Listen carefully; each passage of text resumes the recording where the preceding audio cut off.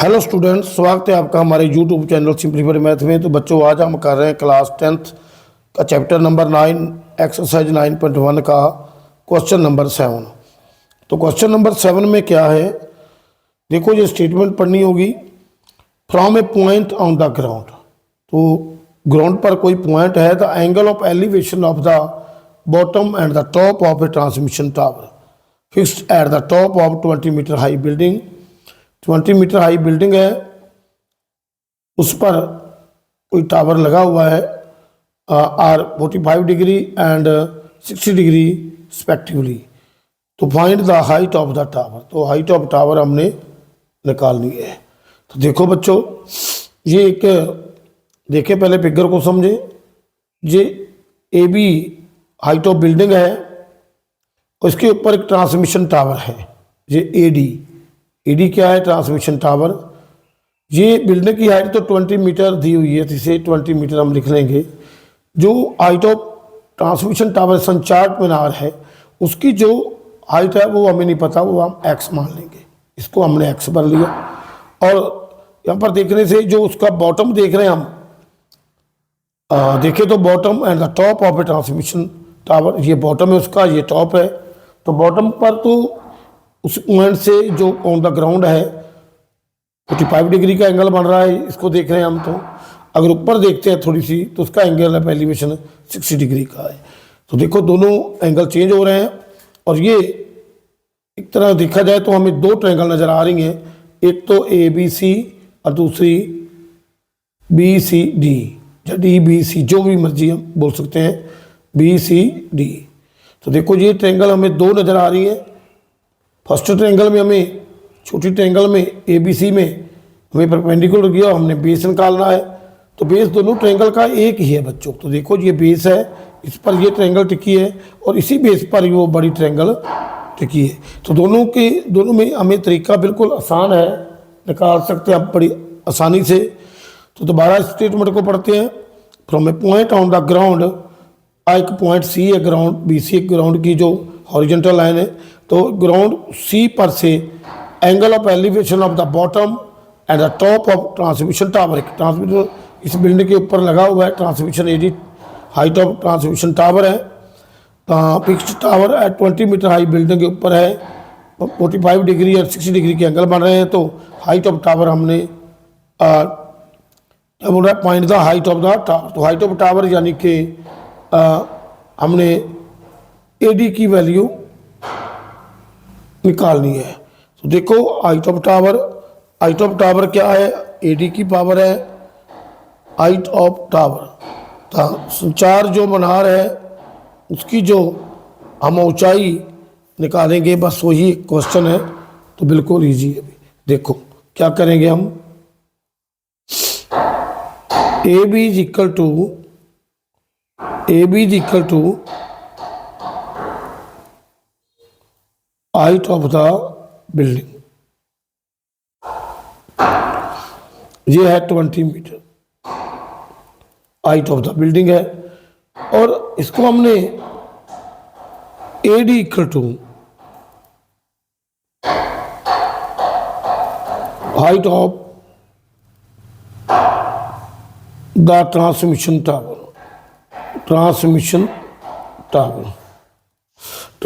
Tower की height equal to X है, इसको हमने एक्स मान लिया। देखो ये height of transmission tower AD है, एडी ट्रांसमिशन टावर है जो इस बिल्डिंग पर लगा हुआ है, उसकी हाइट एक्स मीटर है। तो हम देख रहे हैं एंगल जो बन रहे हैं हमारे, ये जो इसके बॉटम को जब देख रहे हैं 45 डिग्री, यानी B C A C B, angle A C B 45 degree and angle B C D, angle of elevation है, ये 60 डिग्री बन रहा है। तो देखो हम इसको कैसे निकालेंगे। ये हमारे पास एक फिगर है, ये इसमें क्या है, हमें ये हाइट गिवन इस छोटी ट्रायंगल ए बी सी की, ये परपेंडिकुलर गिवन है और हमने टोटल ये हिस्सा, ये वाला हिस्सा निकालना है। तो ये कैसे निकलेगा हम देख लेंगे। Therefore now A D equal to क्या होगा, जितना बी डी है टोटल, बी डी माइनस अगर हम ए बी कर दें तो ये हमारा एडी आ जाएगा, हाइट ऑफ ट्रांसमिशन टावर। तो एडी को हमने हाइट ऑफ ट्रांसमिशन टावर उसको एक्स माना है, तो बिल्कुल ऐसा हम लिख सकते हैं। नाउ एडी जो है ये कैसे आएगा, टोटल बीडी के से हम ए बी निकाल दें तो हमारी वैल्यू आ जाएगी। तो देखो हम क्या करेंगे,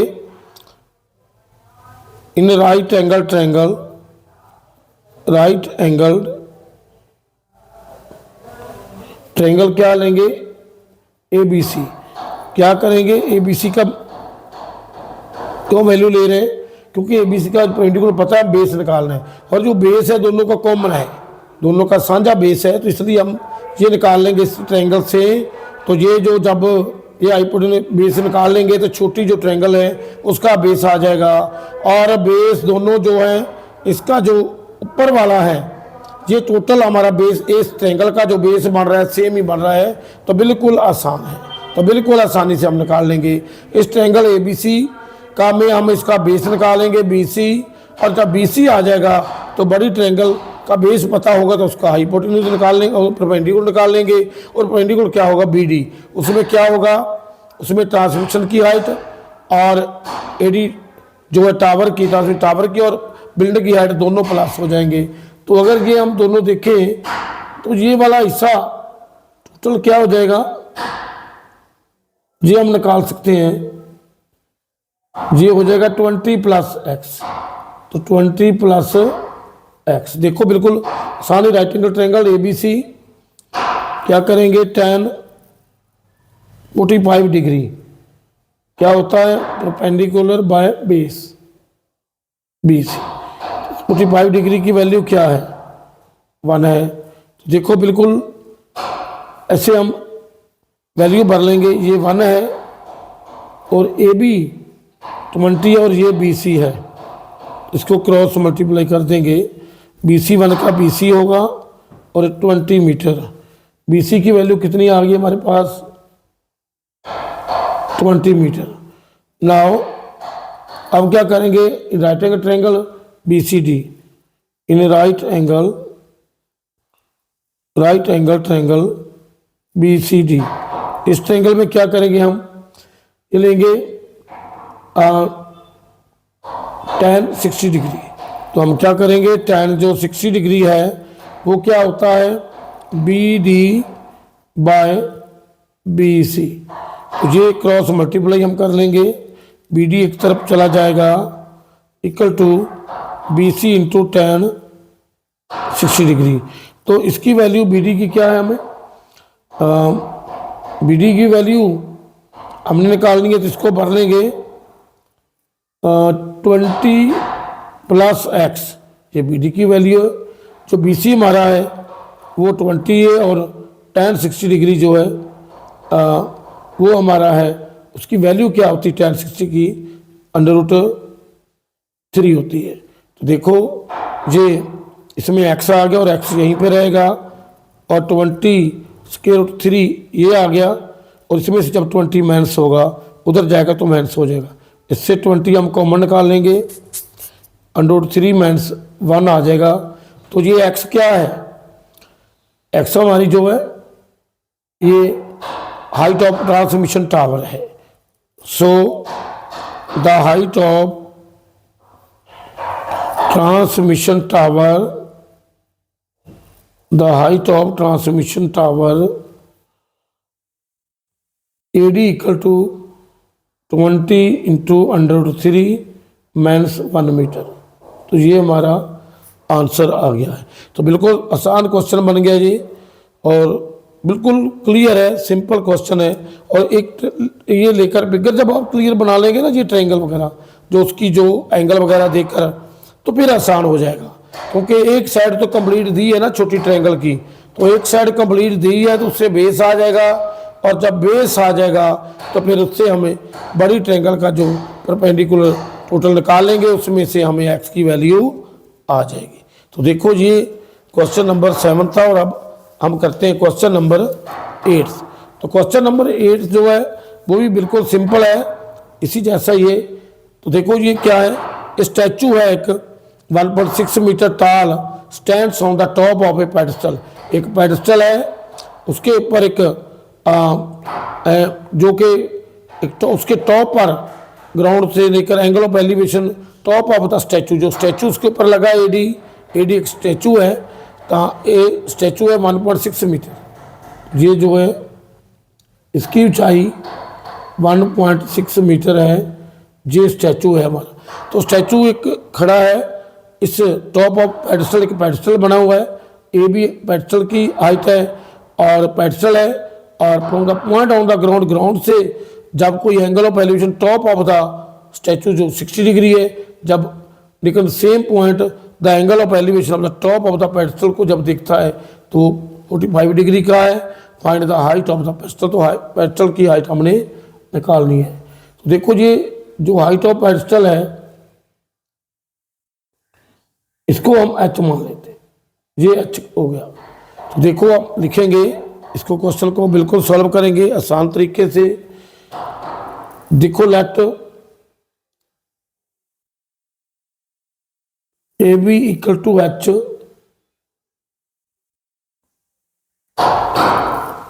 height of the pedestal, height of the pedestal होगी, ए बी क्या हो गया, h हो गया हाइट ऑफ पेडिस्टल। तो ए डी क्या है हमारा, A D equal to 1.6 meter, 1.6 meter. ये क्या है, height of statue, height of statue है, हाइट ऑफ स्टैचू है 1.6 मीटर। तो देखो ये हाइट ऑफ स्टैचू है, तो इसके बारे में हम देख रहे हैं कि हमें ये कोई भी पूरी साइड गिवन नहीं है। तो पूरी साइड गिवन नहीं है तो इसको हम क्या मान लेंगे, let B C, also B C क्या होगा, इसको हम एक्स मान लेंगे, इसको हम एक्स मान लेंगे। और ये टोटल कितना हो जाएगा, बी डी। अगर हम बी डी को पूरा टोटल करें तो बी डी हो जाएगा हमारा h प्लस 1.6 मीटर। तो बी डी की वैल्यू ये रहेगी। तो अब हमने इसमें बी सी को x लेट कर लो, लेट x है, बी सी की वैल्यू x है। तो क्या करेंगे, हमें दो क्वेश्चन तैयार होगी यहाँ से, दोनों ट्रायंगल बिल्कुल वही जैसे उसी जैसी हैं, ए बी सी और बी सी डी। तो सबसे पहले हम लेंगे in right angle triangle A B C. तो क्या है, tan 45 degree equal to A B बटा बी सी। इसको हम क्रॉस मल्टीप्लाई कर लेंगे, ए बी एक तरफ रह जाएगा और B C into tan 45 degree. तो h equal to B C X है, इसकी वैल्यू 1 है, तो implies h equal to X. ये इक्वेशन नंबर 1 बन गई। जितना h है उतना ही x होगा। एक बच्चे को याद रखना है, जब 45 डिग्री का एंगल होता है तो बेस और जो उसका परपेंडिकुलर होता है वो सेम होते हैं। तो अब इससे तो कुछ होने वाला नहीं, दोनों ही अननोन है। तो now again in right angle triangle B C D, इस right angle triangle B C D में बी सी डी क्या है, right angle triangle B C D में क्या है, बी सी डी में हमने वही तरीका लगाना है। तो tan 60 डिग्री लेंगे, tan 60 डिग्री जो है, tan 60 डिग्री क्या होगा, B D by B C. तो देखो इसको हम वैल्यू भर लेंगे, tan 60 की वैल्यू √3 होती है और बी डी हमारा है जो है वो h प्लस 1.6 है और बी सी एक्स है। तो इसको जब क्रॉस मल्टीप्लाई करेंगे तो ये क्या हो जाएगा, h plus 1.6 equal to √3 into X हो जाएगा। तो ये √3 एक्स हो जाएगा। तो h इक्वल टू क्या होगा, √3 एक्स माइनस 1.6, इधर जाकर ये माइनस हो जाएगा। तो देखो लेकिन ये क्या है, एच जो है इसका नज़र आ रहा है 1.6, तो 1.6 जो है एच प्लस 1.6 है, तो दोनों ही हमारे एच नज़र आ रहे हैं। ये क्वेश्चन नंबर 2 है। तो देखो from 1 and 2, from 1 and 2, 1 and 2 क्या है, लेफ्ट साइड इक्वल है तो राइट हैंड साइड भी इक्वल हो जाएंगे। तो देखो ये दोनों साइड इक्वल है, तो इसको लिख लेंगे हम √3x माइनस 1.6 इक्वल टू जे एक्स इक्वल, दोनों साइड राइट साइड इक्वल हो जाएंगे तो एक्स के इक्वल हो जाएगा। इसमें क्या करेंगे हम, एक्स को इधर ले आएंगे, 1.6 को दूसरी तरफ ले जाएंगे। √3x minus x equal to 1.6, तो x कॉमन निकालेंगे तो √3 माइनस 1 इक्वल टू 1.6, इसका क्या होगा, इधर आगे ले जाएंगे इसको इधर, तो x equal to 1.6 over √3 minus 1, तो ये हो गया हमारा। तो इससे तो बात नहीं बनेगी, ये इसका आंसर नहीं होगा, थोड़ा सा इसे और लेंथ में करना पड़ेगा। तो हम क्या करेंगे, थोड़ा सा और आगे इसको सॉल्व कर देंगे, यानी कि रैशनलाइज कर देंगे। तो देखो रैशनलाइज करने पर क्या होगा, इसे 1.6 √3 माइनस 1 है, इसको मल्टीप्लाई कर देंगे √3 प्लस 1 ऊपर और √3 प्लस 1 से नीचे। तो ये देखो कैसे बन जाएगा, 1.6 ये हो जाएगा √3 प्लस 1, और नीचे जो है हमारा एक फार्मूला क्रिएट हो गया आइडेंटिटी a प्लस बी वाला। देखो जी a plus B, a minus B equal to a square minus B square होता है। तो ये देखो ये बिल्कुल वैसे ही आ रहे हैं, a माइनस बी और a प्लस बी, तो a का स्क्वायर माइनस 1 का स्क्वायर और इसको 1.6 है, ये √3 प्लस 1 है। देखो ये स्क्वायर रूट से स्क्वायर कटेगा तो 3 आ जाएगा, 1 का स्क्वायर तो 1 होगा, और ये 1.6 इंटू √3 प्लस 1 और ये 2 आ जाएगा। तो देखो ये 2 इसमें क्या है, तो 2 की वैल्यू जब इसे कटेगा 1.6 से 0.8 आ जाएगा। 16 को जब 2 से भाग देंगे, डिवाइड करेंगे, काटेंगे इससे, तो 2 8 का 16 होता है, तो पॉइंट एक ही लगेगा और पॉइंट 0.8 आ गया। इसमें रहा √3 प्लस 1, तो ये हमारी x की वैल्यू आ गई।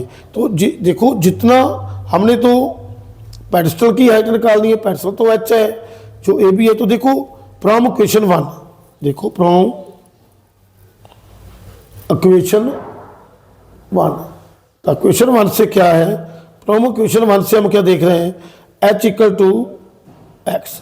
तो x कितना हमने निकाल लिया है, h इक्वल टू एक्स है, तो फिर यहाँ x की वैल्यू भर देंगे 0.8 इंटू √3 प्लस 1, ये क्या आ जाएगा, जो भी मीटर में है तो मीटर है, इसकी हाइट आ गई है।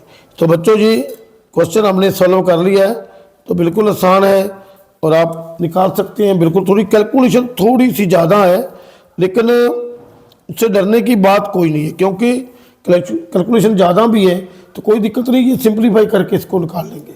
तो ये कुछ बच्चे होते हैं ऐसे भाग करने में डरते हैं, ये 2 कैसे भाग होगा, 16 से डिवाइड होगा, 18 का 2 8 का 16 होता है, तो 0.8 लग गया क्योंकि 0.1 लगा हुआ है। देखो ऐसे लिख लेंगे और ये वाली तो लिखी जाएगी। तो ये x की वैल्यू आ गई और x और h इक्वल है दोनों, इसका मतलब फ्रॉम 1 इक्वेशन से क्या करेंगे, x की वैल्यू भर लेंगे, तो x की ये और h इक्वल टू भी x हो जाएगा। तो देखो ये हमारे आंसर आ गए। तो बच्चों आज बस इतना ही। तो बच्चों इस चैनल को देखने के लिए आपका धन्यवाद, और चैनल को सब्सक्राइब करें, लाइक करें और शेयर करें।